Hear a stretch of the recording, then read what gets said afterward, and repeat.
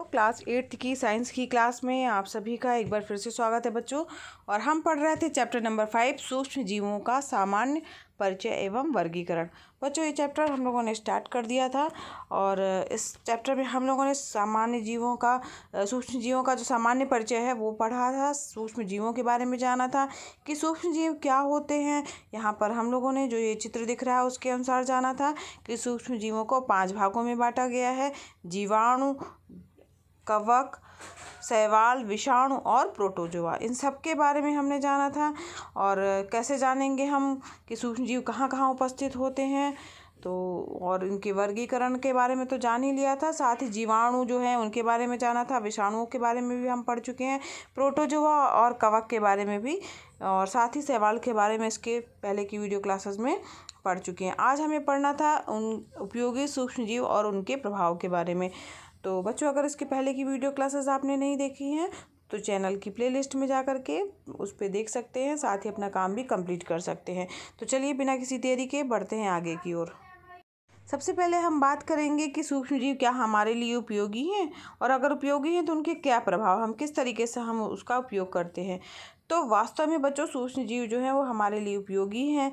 जैसे कि इसका प्रयोग जो है हम भले ना जानते हो कि उसमें साइंस है, मगर उसका प्रयोग हम पहले से ही करते आ रहे हैं। जैसे कि दही का जमाना, तो हम लोग जो दही के लिए थोड़ा सा जामन लेते हैं और उसको दूध में मिला देते हैं, जिससे दही क्या हो जाता है बच्चों, जम जाता है। तो ये जो मिलाया जाता है जामन, यानी उसमें थोड़े से जीवाणु डाले जाते हैं, ठीक है। और वो जीवाणु क्या है, उसका नाम क्या है, तो लैक्टोबैसिलस नामक जो है जीवाणु जो है वो दूध से दही बनाने के लिए सहायक होता है। इस थोड़े से जीवाणु को हम दूध में डाल देते हैं और ये सारे दूध को जो है वो क्या बना देते हैं, दही बना देते हैं। इसी तरीके से पनीर, सिरका, ब्रेड, खमीर बनाने में जो है वो ईस्ट नामक फफूंद का विशेष योगदान है।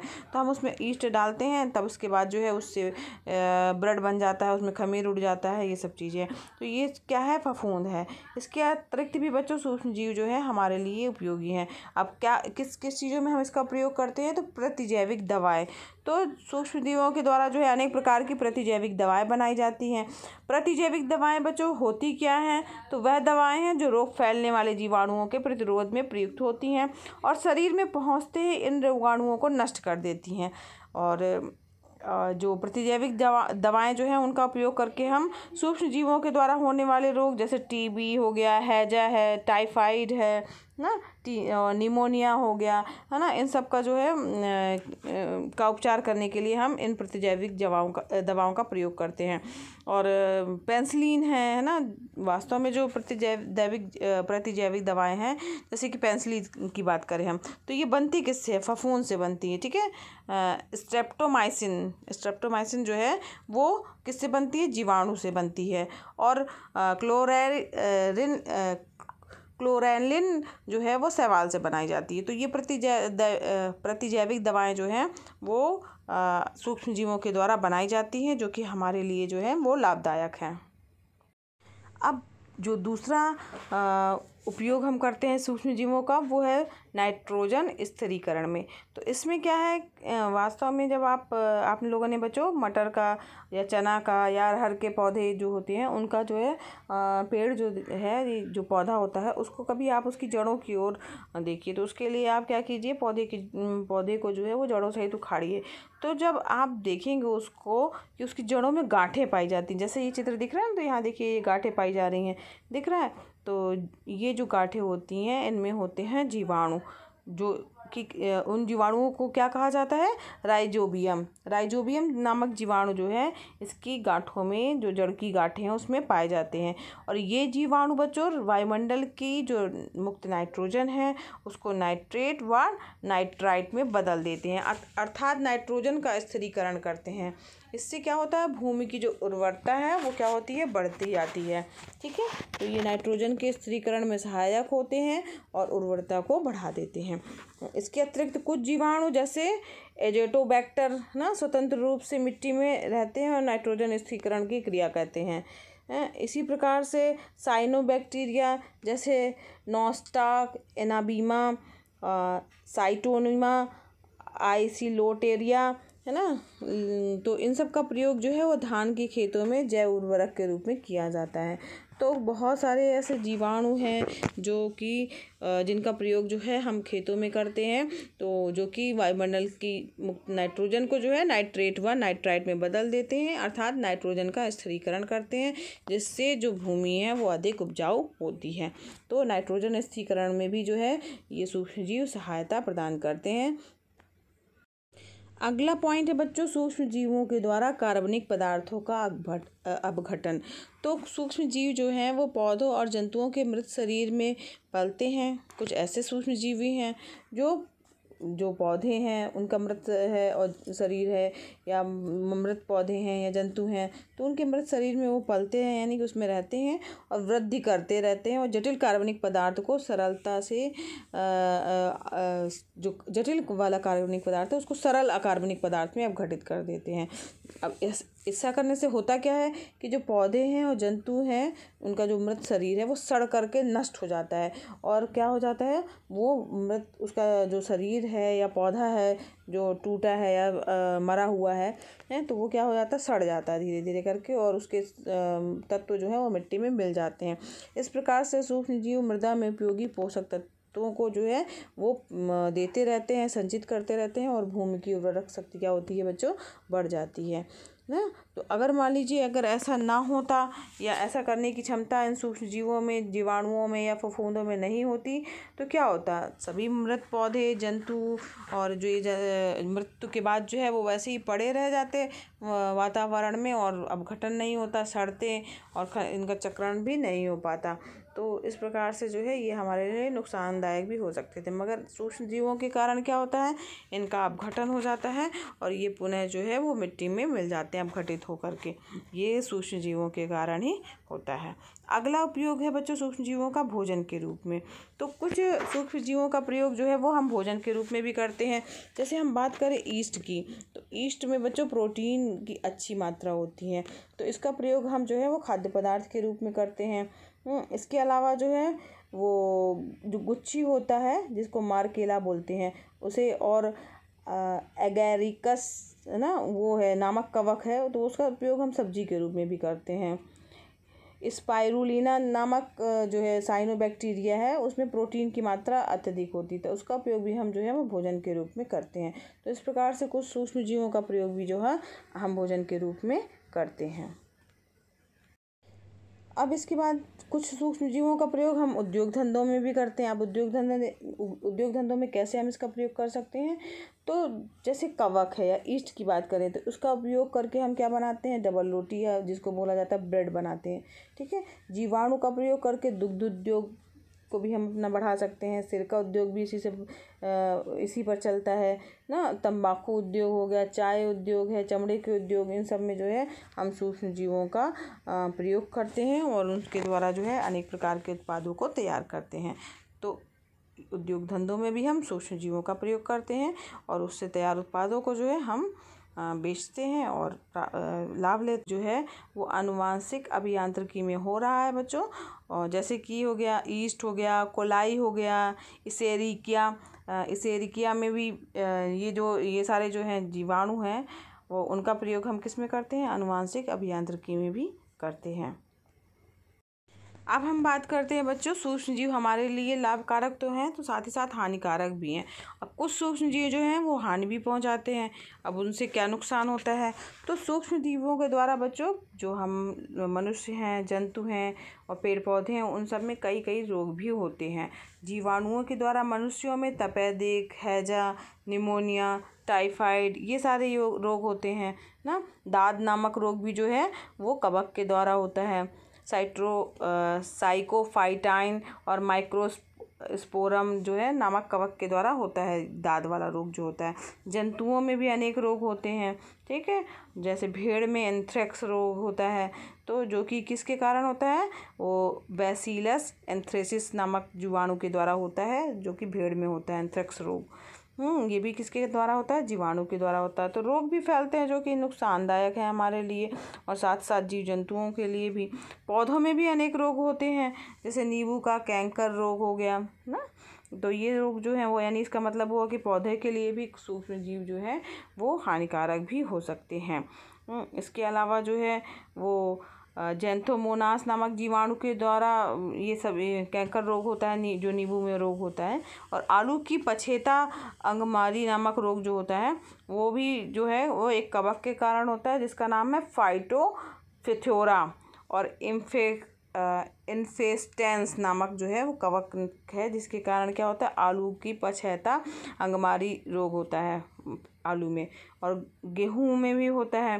तो गेहूं भी काला पड़ जाता है। किसके कारण काला पड़ जाता है? सूक्ष्म जीवों के कारण ही। जो या सूक्ष्म जीवों में भी कवक, उसका नाम है पक्सीनिया, तो इसके कारण जो है रोग काला हो जाता है।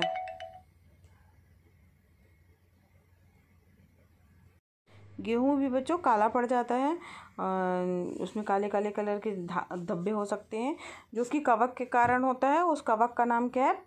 पक्सीनिया। ठीक है, तो इसके कारण गेहूं में भी रोग लग सकता है। तो सूक्ष्म जीव जो है वो हमारे लिए भी नुकसानदायक है, जंतुओं के लिए भी नुकसानदायक है, पौधों में भी उसके कारण कई रोग उत्पन्न होते हैं। और कुछ सूक्ष्म जीव बच्चों खाद्य पदार्थों को नष्ट कर देते हैं। जैसे कि अगर रोटी है, ब्रेड है, अचार है, मुरब्बा है, ये सारी चीज़ें जो हैं अगर ज़्यादा समय के लिए रखी रह गई तो नष्ट हो जाती हैं। क्यों? क्योंकि उसमें जो राइजोपस और म्यूकस जो है वो कवक उत्पन्न हो जाता है, जो कि उनको जो है वो ख़राब कर देता है। इसी प्रकार से जो है कई ऐसे खाद्य पदार्थों को विषाक्त कर देने वाला जीवाणु है क्लाइस्ट्रीडियम बोटुलिनम। ठीक है, तो ये जो है जीवाणु खाद्य पदार्थों को भी विषैला बना देता है। कुछ सूक्ष्म जीव, जैसे अगर हम कहा जाए जीवाणु का नाम लें, है ना, तो वो नाइट्रेट को नाइट्रोजन तथा अमोनिया में भी बदल देते हैं, जिससे भूमि की उर्वरकता में जो है वो कमी आ जाती है। तो इस प्रकार से जो है सूक्ष्म जीव हमारे लिए कुछ सूक्ष्म जीव तो लाभ भी प्रदान करते हैं, साथ ही कुछ सूक्ष्म जीवों के कारण हानि भी होती है। अनेक रोग भी जो है वो इन सूक्ष्म जीवों के कारण होते हैं। इसके अलावा बच्चों एक सूक्ष्म जीव है पॉलीपोरस। ठीक है, इसके कारण क्या होता है, ये सूक्ष्म जीव जिसको कवक कहा जाता है, ये लकड़ी के कटे हुए भाग पर उग जाता है और उसके बाद फिर क्या कर देता है, लकड़ी को सड़ा देता है, उसको नष्ट कर देता है। तो ये भी जो है वो सूक्ष्म जीव जो है वो लकड़ी के लिए हानिकारक है। तो अब जब ये हमारे लिए सूक्ष्म जीव हानिकारक है तो उसके प्रभाव से हम बचें कैसे? तो सूक्ष्म जीवों के प्रभाव से बचने के लिए हम क्या कर सकते हैं, ताकि जो है सूक्ष्म जीवों के द्वारा जो है जो हानि हो रही है, जो रोग हो रहे हैं, उनसे हम बच सकें। तो जो सामग्री है जिसमें ये सब चीज़ें लग जा रहे हैं, तो सामग्री के उचित संग्रह तथा संरक्षण से सूक्ष्म जीवों के द्वारा होने वाली हानि को हम रोक सकते हैं। सूक्ष्म जीव जहाँ हमें रोगग्रस्त कर देते हैं वहीं हमारे दैनिक जीवन की वस्तुओं को भी नष्ट कर देते हैं, यानी हमारे दैनिक जीवन की वस्तुएं भी खराब कर देते हैं, हमें रोगी भी बना देते हैं ना। तो अब इन सब चीज़ों से हम कैसे बच सकते हैं? डबल रोटी है, पुस्तकें हैं, चमड़े की वस्तुएं हैं, खाद्य सामग्री सूक्ष्म जीवों के द्वारा जो है क्या होती हैं, खराब हो जाती है। साथ ही अगर उनको नमी मिल गई, नम वातावरण मिल गया उष्ण और नम वातावरण है, तो जो है इन वस्तुओं पर जो है वो सूक्ष्म जीव उगाते हैं, फंगस लग जाती है, तो और साथ ही उनको ख़राब कर देते हैं। तो इनसे हम किस तरीके से बच सकते हैं? और इनसे बचेंगे, इनसे जो है अगर जब चीज़ों को ख़राब कर देते हैं तो हम आर्थिक रूप से हमें नुकसान होता है, हमारी चीज़ें ख़राब होती हैं। तो हम इनसे कैसे बच सकते हैं और अपनी चीज़ों को कैसे बचा सकते हैं? तो फैब्रिक तथा चमड़े के सामानों की बात करें हम कि इनको हम कैसे सूक्ष्म जीवों से बचा सकते हैं, तो उसके लिए जो है फैब्रिक है, चमड़े के सामान हैं, तो इनको सूक्ष्म जीवों से बचाने के लिए जो है उनका उचित संग्रह करना आवश्यक होता है। साथ ही जो चमड़े हैं और चमड़े का सामान उसको टैनिंग करके सुरक्षित रखा जाता है। और सूर्य के प्रकाश में चमड़े पर लगे सूक्ष्म जीव नष्ट हो जाते हैं, यानी बीच बीच में उनको धूप दिखा देना ज़रूरी है। चमड़े के सामान जो है उनको बीच बीच में जो है वो धूप दिखाते रहना चाहिए, ताकि जो है सूक्ष्म जीव नष्ट हो सके ना। अब बात करते हैं अगला जो है कि हम किस तरीके से टिम्बर यानी इमारती लकड़ी जो है ना उसको हम कैसे सूक्ष्म जीवों से बचाएं। तो उसके लिए क्या करते हैं, हम जो लकड़ी है उसमें पेंट कर देते हैं। फर्नीचर जो कि लकड़ी से बने हुए हैं उनको दीमक से बचाने के लिए जो है और तो हम उसके खाली जो अगर मान लीजिए कहीं छेद है खाली जगह है तो उस पर पुट्टी भर देते हैं और साथ ही जो है उस पर क्या कर देते हैं कीटनाशक दवाएं जो हैं उनका छिड़काव कर देते हैं ताकि जो है उससे कीट का संक्रमण ना हो सके, उसमें दीमक वगैरह ना लगे। पेंट कर देते हैं। तो इस प्रकार से हम जो है उससे लकड़ी को जो है सूक्ष्म जीवों से बचा सकते हैं, सुरक्षित रख सकते हैं। अब हम बात करते हैं भोजन की कि हम भोजन को किस तरीके से सुरक्षित रख सकते हैं। तो जो दूध जो है वो पहले क्या कहते हैं, हम सबसे पहले क्या कहते हैं, जब गाय और भैंस का दूध होता था बच्चों, तो जब हमें पता नहीं था कि दूध को उबालना चाहिए तो हम पहले उबालते नहीं थे ना। अगर हम उबालते नहीं थे तो फिर क्या होता था, दूध फट जाता था थोड़ी देर बाद।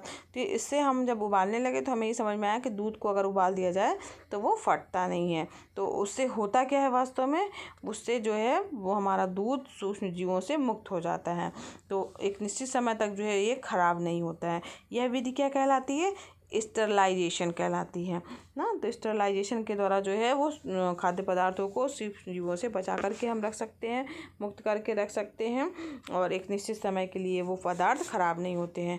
और फ्रिज भी जनरली बहुत सारे बच्चों के घरों में फ्रिज होगा, तो फ्रिज भी जो है ऐसा उपकरण है बच्चों जिसके द्वारा जो है वो सामान्य ताप से कम टेम्परेचर रहता है ना, जिसके कारण जो है वो सूक्ष्म जीव वृद्धि नहीं कर पाता है, आगे क्रियाएं जो है वो नहीं कर पाता है, उसकी वृद्धि जो है नियंत्रित हो जाती है, रुक जाती है।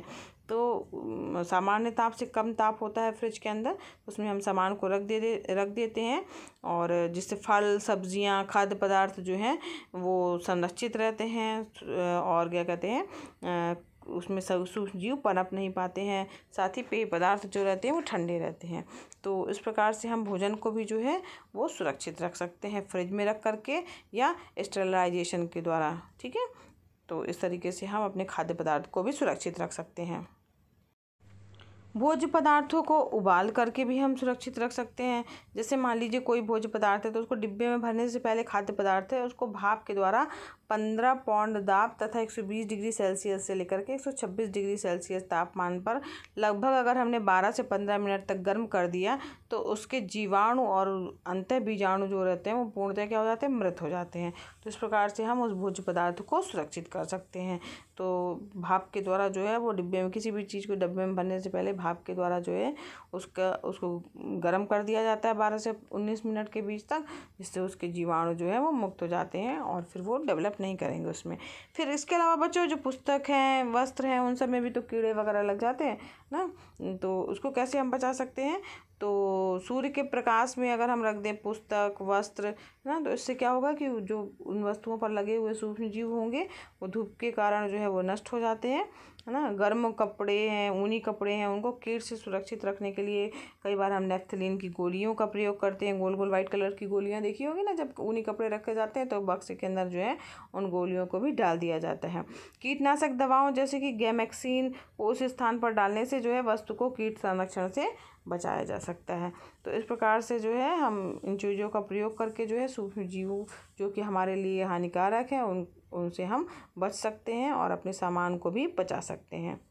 बच्चों अचार जो है आपने कुछ और भी जाने में देखिए लिखा हुआ है कि अचार में नमक मिलाकर रखने से नमक संरक्षण का जो नमक रहता है वो क्या करता है, संरक्षण का कार्य करता है, जिसके कारण जो है आपका अचार जो है वो क्या कहते हैं बहुत दिनों तक ख़राब नहीं होता है। तो उसके द्वारा उत्पन्न माध्यम में एंजाइम निष्क्रिय हो जाते हैं और सामान्य तापक्रम में भोजन क्या कर देते हैं, विखंडित कर देते हैं। जैम जेली है ना, शरबत जिन बर्तनों में इनको रखा जाता है तो उनको जीवाणु रहित या विसंक्रमित कर दिया जाता है ना। और उसके लिए सबसे पहले क्या किया जाता है उसमें, ताकि जो है जीवाणु विषाणु ना रहे और ताकि उनको वो नष्ट ना कर सकें, तो निश्चित समय के लिए बर्तन को जो है वो पानी में खौला दिया जाता है। और इसके अतिरिक्त जो है इन सामग्रियों में सोडियम मेटाबाइसल्फाइड तथा सोडियम बेंजोएट की निश्चित मात्रा मिला दी जाती है जो कि परिरक्षक का कार्य करती है।